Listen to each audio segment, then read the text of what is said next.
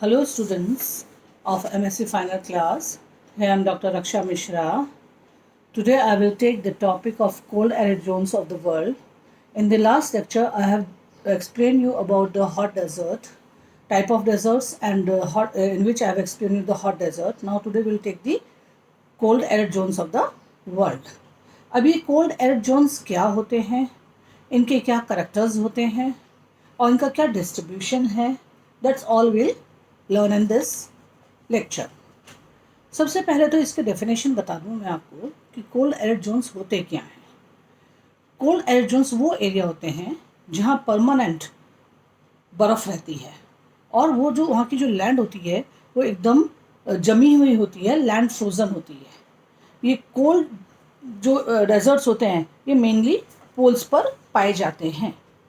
ये डेजर्ट्स बहुत ज़्यादा कोल्ड की वजह से, बहुत ज़्यादा ठंडी की वजह से, बहुत ज़्यादा बर्फ़ जमने की वजह से ये डेजर्ट्स बनते हैं.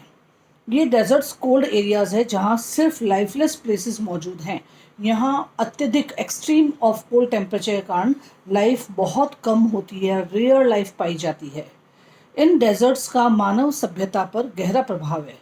यद्यपि इनसे दूर रहने वाले मनुष्य इस प्रभाव को अनुभव नहीं कर पाते हैं, पर आजकल काफ़ी फैसिलिटीज़ और काफ़ी कम्युनिकेशन फैसिलिटीज़ होने के कारण इन डेजर्ट्स की भी स्टडीज़ अच्छी हो रही है और इन डेजर्ट्स पर भी लोग इंटरेस्ट रखते हैं जानने के बारे में और वहाँ जाकर के भी देख के आते हैं. अब हम लेंगे नेक्स्ट है characteristics of the cold arid zone. इनमें साल भर रहने वाले लो टेम्परेचर की वजह से एरिडिटी उत्पन्न हो जाती है. प्रेसिपिटेशन बहुत लो होते हैं, जमे हुए रूप में नमी प्राप्त करते हैं और वायु में आर्द्रता लगभग अनुपस्थित होती है. रिलेटिव ह्यूमिडिटी थोड़ी क्या बहुत ऊंची होती है और लगभग 75 to 85% होती है. और वायु में जो तैरते हुए आइस स्पिक्यूल्स होते हैं वो बहुत संघनित रूप में पाए जाते हैं. टेम्परेचर पूरे सीज़न में, round the whole season temperature low होता है. इवापोरेशन लो होता है. जल जो होते हैं वो ग्लेशियर्स और आइस कैप्स के रूप में संगठित होकर के रहता है. ग्लेशियर्स तो हमने काफ़ी देखे हैं, मूवीज़ में भी देखे हैं. और अंटार्कटिका के अगर आप एटलस में देखेंगे या जिस मूवी जानेंगे तो वहाँ पे glaciers means big size of ice. गर्मियों के दिन में लगातार लाइट बनी रहती है, परंतु सर्दियों में ट्विलाइट होती है, बहुत थोड़ी सी लाइट होती है इसके अंदर. विंड के द्वारा जो स्नो की ड्रिफ्टिंग होती रहती है जिससे मोज़ेक लाइक वेजिटेशन पाई जाती है. ये सारा कुछ है आपके characters of the cold arid zone. जो जहाँ ठंडी बहुत होती है उनके क्या करेक्टर्स होते हैं. अब हम इसके, और यहाँ पे जो वेजिटेशन होती है वो बहुत स्कैटर्ड होती है. मॉसेस या लाइकन्स, फर्न्स, ग्रासेस ये सब पाए जाते हैं. और टेम्परेचर जो होता है वो वार्मेस्ट मंथ में जो टेम्परेचर होता है मैक्सिमम 10 डिग्री सेंटीग्रेड हाईएस्ट होता है. टॉप सॉइल जो होती है वो 9 माह तक जमी रहती है, जबकि सब सॉइल हमेशा ही जमी रहती है. यहाँ इतनी ठंडी होती है. और फिजियोलॉजिकल ड्रॉट सॉइल मॉइस्चर के कारण, क्योंकि सॉइल मॉइस्चर में जो मॉइस्चर होता है वो फ्रोज़न हो जाता है, इसलिए यहाँ पे फिजियोलॉजिकल ड्रॉट भी संभावना रहती है उसकी भी. Next is distribution of cold arid zone. अब हम देखेंगे ये कहाँ पर हैं cold arid zone. Cold deserts जो होते हैं वो ज़्यादातर पोल्स पे पाए जाते हैं. इनमें मुख्यतः ग्रीनलैंड, आर्टिक पोल, नॉर्थ पोल और या फिर अंटार्कटिक आइस कैप्स शामिल हैं. इनमें हडसन की खाड़ी और आर्टिक ओशन का कुछ क्षेत्र भी शामिल है. इसके अलावा हिमालय की ऊंची चोटियां भी कोल्ड एरिड जोन में ही आती हैं. साउथ पोलर एरिड रीजन और अंटार्कटिका महाद्वीप में स्थित है. अब हम फर्स्ट लेंगे Antarctica cold arid zone. Antarctica महाद्वीप में अत्यधिक विस्तृत आइस शीट्स पाई जाती हैं जो संपूर्ण विश्व की 86% का भाग बनाती हैं. इसका जो क्षेत्र है वो 13.9 मिलियन किलोमीटर पर स्क्वायर है, जो कि पृथ्वी की सतह का क्षेत्र 10वां भाग है. इसकी मोटाई औसतन 1600 मीटर तथा ऊंचाई समुद्र से 40 किलोमीटर तक होती है। यद्यपि इस महाद्वीप में expose mountain chain, dry valleys तथा कोस्टल ओएसिस पाए जाते हैं, परंतु 95% से अधिक एरिया स्नो और आइस द्वारा ढका हुआ होता है। अब हम इसके नेक्स्ट पैरामीटर है क्लाइमेट के बारे में पढ़ेंगे। बहुत अत्यधिक कोल्ड, बहुत तेज विंड्स, वायु वेग और बहुत ड्राई होता है यहाँ का क्लाइमेट। ये 3 मुख्य लक्षणों द्वारा प्रदर्शित होता है। जो सदर्न ओशन, एक तो water of southern ocean, the variable sea ice cover और कॉन्टिनेंटल आइस शीट, इन 3 से इसका जो है क्लाइमेट प्रदर्शित किया जा सकता है। मीन टेम्परेचर जो होता है the world's lowest -89.6 degree centigrade record किया गया है। सब एंटार्क्टिक आइलैंड्स में गर्मियों में दिन का तापमान 2.3 डिग्री सेंटीग्रेड और सर्दियों में 1 डिग्री सेंटीग्रेड या इससे भी कम हो सकता है। जो विंड की वेलोसिटी होती है वो अत्यधिक हाई होती है, बहुत तेज वेग से वायु चलती है, वेलोसिटी उसकी बहुत तेज होती है। कैटाबॉलिक विंड्स जो होते हैं, ये विंड्स आइस के ऊपर की वायु के अत्यधिक ठंडा होने के फलस्वरूप निर्मित होती हैं। ये ग्रेविटी के फोर्स के कारण एक सर्पिलाकृत ढलान की ओर बहती है और लैंड मॉसेस को बहा के ले जाती है। ये स्नो सरफेस पे रिपल्स बनाती है जिन्हें बास्ट्रिगी कहते हैं। अब हम इसके नेक्स्ट थर्ड पैरामीटर है सॉइल के बारे में पढ़ेंगे कि अंटार्कटिका कोल्ड रीजन में किस टाइप की सॉइल होती है। इसके 2% भाग जो है वो आइस फ्री है।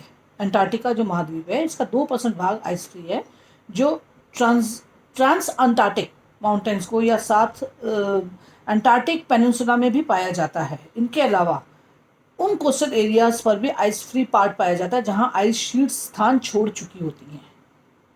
लो टेम्परेचर के कारण सॉइल फॉर्मेशन की केमिकल प्रोसेस और बायोलॉजिकल एक्टिविटी बहुत कम पाई जाती है। साथ ही सॉइल मॉइस्चर भी बहुत कम उपलब्ध होता है, इसलिए सॉइल इमेच्योर होती है, जिससे बहुत कम ऑर्गेनिक मैटर, मिनरल न्यूट्रिएंट्स बहुत कम पाए जाते हैं। तो यहाँ की सॉइल रिच नहीं होती है बिल्कुल भी। अब हम पढ़ेंगे इनके वेजिटेशन के बारे में। अंटार्कटिका में ज़्यादातर क्रिप्टोगेमिक फ्लोरा पाए जाते हैं। इनकी जो कम्युनिटीज़ होती है 2 ग्रुप्स में डिवाइड किया जाता है। इनकी कम्युनिटीज़ को 2 ग्रुप्स में हमने डिवाइड किया है ताकि इजी हो जाए थोड़ा पढ़ पाना। फर्स्ट ग्रुप है अंटार्कटिक हर्ब टुंड्रा फॉर्मेशन, जहाँ ग्रास और कुशन कीमोफैटिक्स सब फॉर्मेशन होता है, कुशन के रूप में होते हैं कीमोफैटिक प्लांट्स। और अंटार्कटिक क्रिप्टोगेम टुंड्रा फॉर्मेशन, इसमें क्रस्टेशियस लाइकेन सब फॉर्मेशन, फ्रक्टोज और फोलियोज लाइकेन का सब फॉर्मेशन होता है। पहला जो ग्रुप है वो तो है क्रस्टेशियस लाइकेन सब फॉर्मेशन, और सेकेंड ग्रुप है फ्रुटिकोज एंड फोलियोज लाइकेन का सब फॉर्मेशन। थर्ड है शॉर्ट मॉसिस सब फॉर्मेशन। उसके बाद नेक्स्ट है tall mosses sub formation, bryophyte sub formation, algae sub formation with Raphidonema, snow algae, Chlamydomonas होते हैं जो इनका सब फॉर्मेशन विद क्लेमाइडोमोनास, ये सब पाया जाता है। और मॉस हमक जो होता है छोटी पहाड़ी पर, इसका सब फॉर्मेशन भी पाया जाता है। और ग्रास पाई जाती है डेस्केम्पिजिया, अंटार्कटिका कोलोबेंटस क्विटेंसिस, ये 2-3 टाइप की ग्रासेस भी पाई जाती है। और इन्वर्टिब्रेट्स में फौना में अगर हम देखें तो प्रोटोजोन्स, नेमेटोड्स, इंसेक्ट्स एंड कुछ माइट्स भी पाए जाते हैं। फाइटोप्लैंक्टॉन्स में डायटम्स, आइस एल्गी में डायटम्स, क्रिजोफाइशियन एल्गी, डीनोफ्लैजिलेट्स और ग्रीन फ्लैजिलेट्स, रू प्लैंक्टन, श्रिम्प्स, ये सब पाए जाते हैं। ये सब आपका अंटार्कटिक का कोल्ड एरिड जोन का डिस्क्रिप्शन है। नेक्स्ट है Arctic cold arid zone.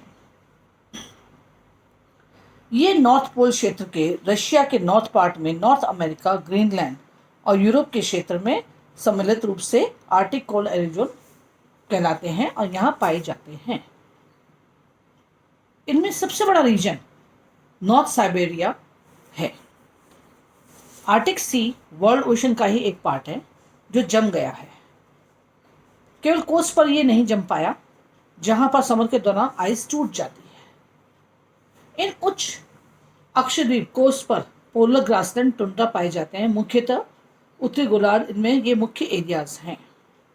North American Arctic coast, Iceland and Spitsbergen, coastal Greenland, Arctic coast of Eurasia, south oceanic islands of Macquarie and South Georgia.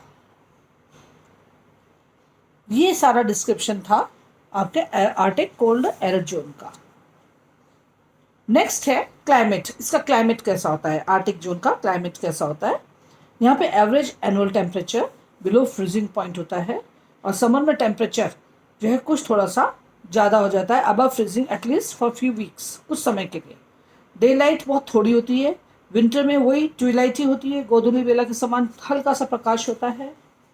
Ice layer की जो north pole पर औसत ऊंचाई होती है वो 3 से 5 मीटर, यद्यपि ये कभी कभी सॉलिड फॉर्म में जम नहीं पाती क्योंकि आइस ईस्ट से वेस्ट की ओर ड्रिफ्ट करती रहती है। एटमॉस्फेरिक ह्यूमिडिटी 60 to 80% होती है। Annual precipitation less than 20 centimetre और wind velocity in winter 15 to 20 metre per second होती है। यहाँ के जो लैंडफॉर्म्स होते हैं वो सरफेस में समर में वाटर द्वारा, विंटर में आइस द्वारा कवर रहते हैं। सॉइल के अंदर मिनरल न्यूट्रिएंट्स बहुत कम होते हैं और नाइट्रोजन तो पुअर होती है, नाइट्रोजन होती ही नहीं है इसके अंदर। लैंडस्केप के मुख्य लक्षण जो होते हैं आइस स्कॉर्ड, जो चमकते हुए प्लेन्स तथा लो हिल्स होते हैं। सॉइल्स में लो एनुअल टेम्परेचर और लो इवापोरेशन रेट के फलस्वरूप निर्मित होती है और ये सॉइल परमानेंटली फ्रोजन होती है। ये हमने आर्टिक कोल्ड एरिड जोन का क्लाइमेट पढ़ लिया एंड सॉइल पढ़ लिया है। अब next topic is vegetation. Vegetation के जो विशेष लक्षण पाए जाते हैं कोल्ड टेम्परेचर में, विंड वेलोसिटी और फिजियोलॉजिकल ड्राइनेस के लंबे समय तक सर्वाइव करने के कारण ये वेजिटेशन जो होती है वो स्कैटर्ड होती है और छोटे छोटे पैचेस में पाई जाती है। इसमें लैकेंस की बहुत वैरायटीज, अबाउट 2000 वैरायटीज मिल जाती हैं। मॉसेस के भी खूब मिलते हैं, फर्न्स और एल्पाइन मिलते हैं। और जो एल्पाइन होते हैं ब्राइटली कलर्ड फ्लावर्स निकलते हैं इनके अंदर एल्पाइन में।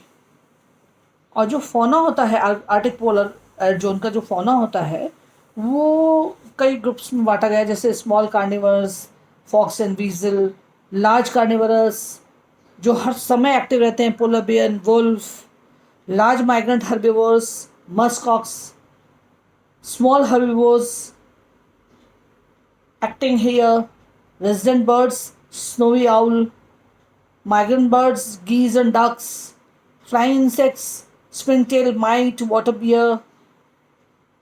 पोलर एयर जोन जो होता है, ये सारा आपको मैंने जो बताया, ये सारा वर्ल्ड का कोल्ड एयर जोन के बारे में बताया मैंने आपको। Next will take Indian air zones के बारे में हम पढ़ेंगे नेक्स्ट लेक्चर में। Thank you.